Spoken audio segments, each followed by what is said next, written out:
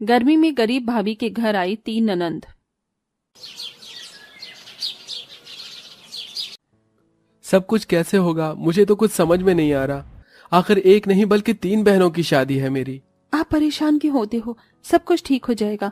ऊपर वाले का नाम लो और हर एक काम करो, देखना आपको कहीं भी कोई परेशानी नहीं होगी। सुप्रिया, ऊपर वाला हमारे घर में पैसे डालने नहीं आएगा। तुम समझो, मैं उतना अमीर नहीं हूँ, मैं बहुत गरीब हूँ और गरीबी में 3 बहनों की शादी कैसे करूँ? मैं भी आपकी मदद करूंगी, आप चिंता क्यों करते हो?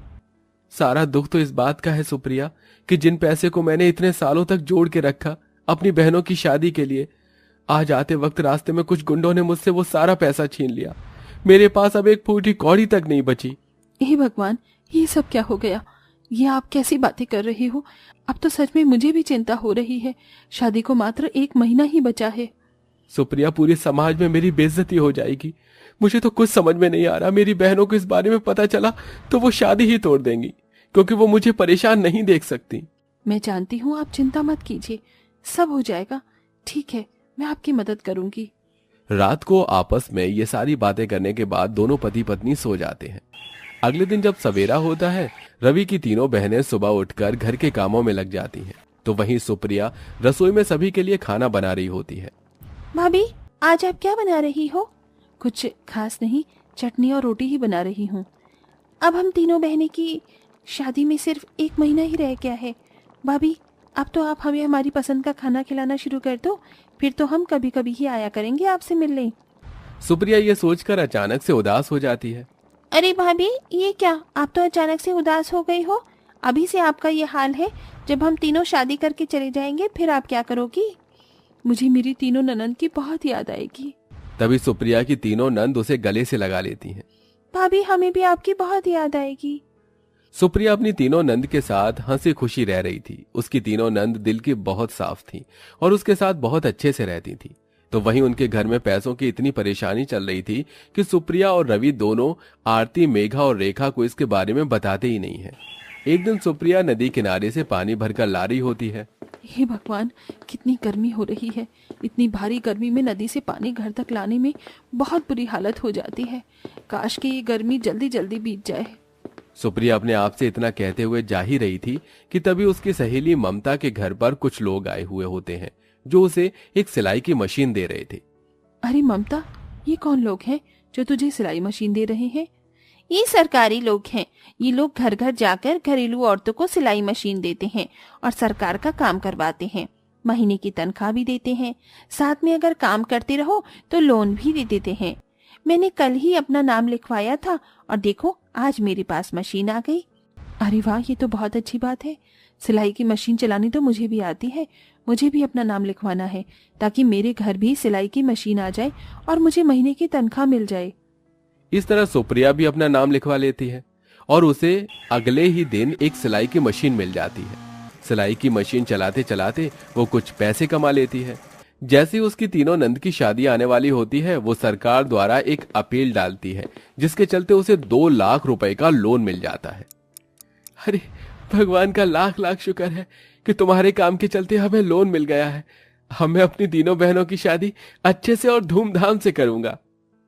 अपने पति को खुश देखकर सुप्रिया भी बहुत खुश होती है, मानो जैसे सारी टेंशन खत्म हो गई हो।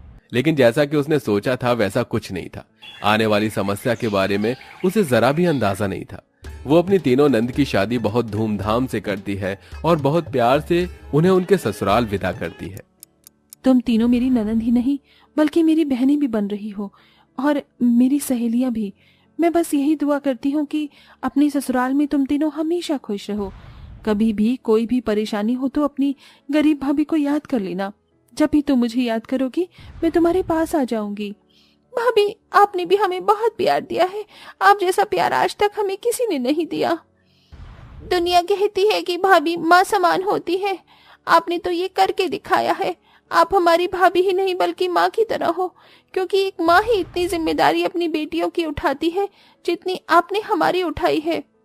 भाभी, हम तीनों को आपकी बहुत याद आएगी, लेकिन चिंता मत करना, हर महीने हम आपसे मिलने आते रहेंगे। तीनों ऐसा कहकर सुप्रिया को गले से लगा लेती हैं, जिसके बाद सुप्रिया उन्हें विदा कर देती है। अपने ससुराल जाकर तीनों नंद बहुत खुशी से रह रही होती हैं, क्योंकि उनके ससुराल वाले बहुत ज्यादा अमीर थे। तो वहीं उनकी शादी के बाद उनकी भाभी बहुत ज्यादा परेशान हो जाती हैं। एक तरफ सरकार द्वारा दिया उसे काम करना पड़ता है, तो साथ में जो उसने लोन उठाया था उसकी ईएमआई भी भरनी पड़ती है। सुप्रिया, तुम्हें क्या बताऊं, मेरा काम छूट गया है। रवि इतना कह रहा था कि तभी अचानक से उनके घर में शॉर्ट सर्किट हो जाता है। अरे, ये अचानक से लाइट कैसे चली गई? पहले तो कभी ऐसा नहीं हुआ। एक तो आपकी नौकरी छूट गई है, ऊपर से कुछ ना कुछ परेशानी चलती ही रहती है। सुप्रिया और रवि जब बिजली बोर्ड को देखते हैं तो उन्हें समझ आ जाता है कि उनके घर में शॉर्ट सर्किट हो गया है। हे भगवान, ये क्या हो गया? अब हम लोग क्या करें? शॉर्ट सर्किट हो गया और घर में सिर्फ उतने ही पैसे हैं जितने में ईएमआई चली जाए। अब क्या करें, मुझे तो कुछ समझ में नहीं आ रहा। तभी उन दोनों को पसीने आने लगते हैं। ऊपर से अभी तक घर में खाना भी नहीं बना था। जैसे ही सुप्रिया खाना बनाने जाती है तो गैस भी खत्म हो जाती है। लगता है भगवान भी हमें भिगो भिगो कर जूते मार रहे हैं। अभी शॉर्ट सर्किट हुआ तो अब गैस भी खत्म हो गई। सुप्रिया को गर्मी में चूल्हा जलाकर खाना बनाना पड़ता है। चूल्हे की गर्म आग से वो पसीने में तर तर हो जाती है। इस तरह धीरे धीरे उनकी गर्मी में बहुत बुरी हालत हो जाती है। उन्हें वो दिन देखने पड़ते हैं जो उन्होंने कभी सपने में भी नहीं सोचे थे। इधर तीनों अमीर नंद हनीमून पर एंजॉय कर रही होती हैं। वो मालदीव के बीच पर बैठी हुई अपनी भाभी के बारे में बातें करने लगती हैं। जैसे ही हनीमून से वापस लौट आएंगे तो सबसे पहले अपनी भाभी के पास उनसे मिलने जाएंगे। सही कहा तुमने, मुझे भी उनकी बहुत याद आ रही है और उनके लिए बहुत सारे गिफ्ट भी लेकर जाएंगे। तीनों नंद मिलकर अपनी भाभी के लिए गिफ्ट के बारे में बातें करने लगती हैं। जब वो अपने हनीमून से वापस लौटती हैं तो सबसे पहले अपनी गाड़ी में बैठकर अपनी गरीब भाभी के घर जाती हैं। वो जैसे ही गाड़ी से उतरती हैं तो अपनी गरीब भाभी की हालत देखकर हैरान रह जाती हैं। अरे ये क्या, घर में बिजली नहीं है, भाभी गर्मी में चूल्हे पर खाना बना रही है।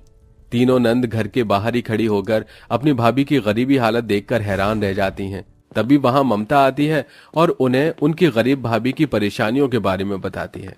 तुम्हारी बेचारी भाभी कर्ज में डूब चुकी है, न खाने की चिंता न पहनने की, ऊपर से गर्मी में बिजली भी कट गई है। कई दिनों से बिल नहीं भरा था, इसीलिए। तीनों नंद रोने लगती हैं। हमारे रहते हुए इतनी परेशानी उठानी उन्हें पड़ रही है, हम ऐसा नहीं होने देंगे। रेखा, आरती और मेघा के हाथों में अपनी भाभी के लिए कई सारे तोहफे और गिफ्ट थे। वो उन्हें पहले गाड़ी में रख देती है और अपने ही गांव के बाजार में जाकर अपनी भाभी के लिए एक एसी, गैस सिलेंडर और भी जरूरत का काफी सारा सामान खरीद कर ले आती है, जो वो अपनी भाभी को बहुत प्यार प्रेम से देती है। अरे, तुम्हारा आना ही काफी था, इतना सारा सामान लाने की क्या जरूरत थी? ये तो हमारा फर्ज बनता है। अब हम इस घर की बेटियां हैं ना, बस इसीलिए। वैसे बहुत गर्मी हो रही है, भाभी जरा पंखा चलाना। वो दरअसल शॉर्ट सर्किट की वजह से लाइट नहीं आ रही है। ये सुनते ही आरती खुद ही पंखा ऑन करती है, जिससे पंखा चलने लगता है, क्योंकि आरती ने पहले ही उनका बिल भर दिया था। आप इतनी परेशानी में गुजार रही थी समय, आपने हमें बताना जरूरी नहीं समझा भाभी कि हम इतनी पराई हो गई है? हमने बिजली का बिल भर दिया है भाभी, अब बिजली नहीं जाएगी। ये सुनते ही सुप्रिया रोने लगती है और उसकी तीनों नंद उसे गले से लगा लेती हैं। सब कुछ ठीक हो जाएगा भाभी, ये पैसे अपने पास रखो, इससे अपना लोन भर देना, और भैया की नौकरी की भी बात कर ली है हमने। एक ही पल में सुप्रिया की सभी परेशानियां उसकी तीनों नंद खत्म कर देती हैं। अपनी तीनों नंद का इतना प्यार देखकर वो बहुत खुश होती है। उनके दिए हुए पैसों से वो अपना लोन खत्म कर देती है और साथ ही उसके पति रवि को अच्छी कंपनी में नौकरी भी मिल जाती है, जिससे वो पहले की तरह हंसी खुशी रहने लगते हैं।